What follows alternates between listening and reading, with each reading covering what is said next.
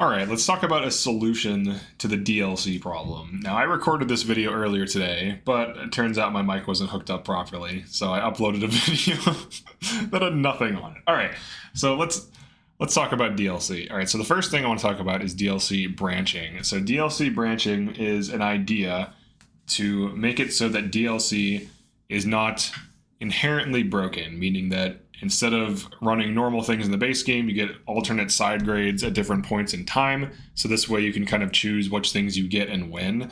So instead of just getting both Ike and Hector, you get Ike or Hector. So that's like the idea of forking. Now you can also have choices. So let's say, for example, instead of the chapter 13 where it's Night at Solm, you have a different chapter 13. So instead of getting a specific like map A, you get map B, and you also get emblem B instead of emblem A. So that's the first idea. So this prevents you from getting excess emblems, assuming the game is balanced around so many emblems.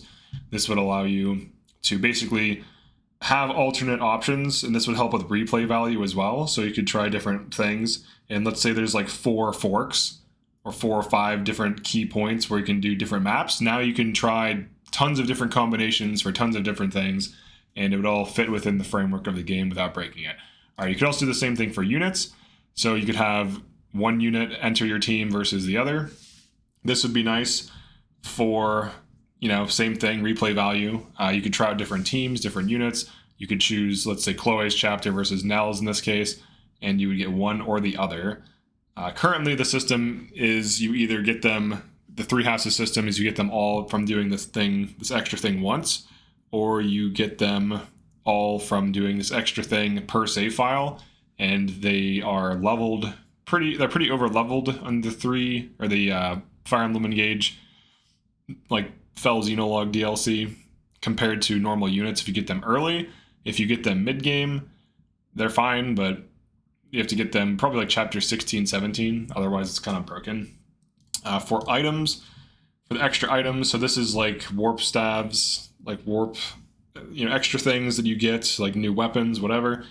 There should either be a chest so you can accept them. So kind of like the three houses system. So you could get the chalice at beginnings if you want, but you weren't forced to. You could also just simply not have them. This would be the most balanced approach. Alternate items as enemy chest drops. So instead of getting like a silver blade on a specific map, you could get some new weapon that's kind of similar to silver blade, or whatever weapon it is. It could be like an alternate or a weapon of similar value, so this way it doesn't destabilize the economy. And alternatively, you could just sell the weapons to the player, and they would have to buy it with current resources so the economy isn't messed up as a result. All right, then we have stat boosters. Either a chest to unlock them, so you just go up to a chest and you manually add them to your inventory. Don't have them. There could be alternate weaker boosters. This would be nice so that you don't get like super cracked units early on. Like maybe there's like a speed wing that does like +1 speed. It'd be called like a speed ling or something like that, or something stupid. But some kind of weaker booster, that's an option. Or sell them to the player in the secret shop, so you have to buy them, so that way they're not free. So you still have to pay for them with in-game currency. So that's one way to do it. Also, let me get rid of DLC branding. Extra missions / free XP. I think this is an issue because you can power level your units unintentionally, which kind of breaks the game in a way, especially when you get high level units. So you could have alternate missions. I think this makes the most sense. So if you had like a limit as to how many paralogs you could do, having extra paralogs that you can choose from, but let's say you can only do like 5 throughout an entire playthrough, that would be very balanced. That'd be very fine. For separate campaign stuff that unlocks, this is like the Cindered Shadows approach. I feel like this is okay as an implementation because then you get extra content, you get a balanced experience, you get some new stuff to play around with, and then you do get stuff to play around with in base game. I do think Cindered Shadows, as flawed as it is still a better implementation than the Engage DLC in a huge way, and it doesn't destabilize the base game in the way that the DLC for Engage does.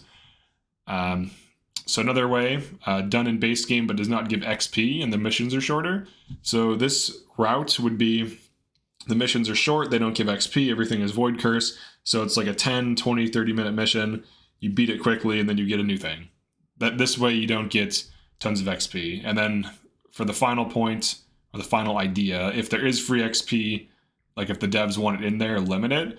So like Tiki chapter, there's like 10 waves of reinforcements that all give XP, and there's like 3 to 4 enemies a wave, and that's a lot of XP.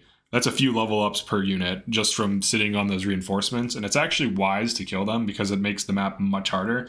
So the map design is kind of encouraging you to kill those reinforcements. Now another thing that could be done, so instead of all of this stuff, like instead of like free stats, free weapons, whatever, what they could do as an additional bonus to DLC is outfits. Look at this. I actually drew this on the previous one, but you get this outfit. It's a really cool outfit.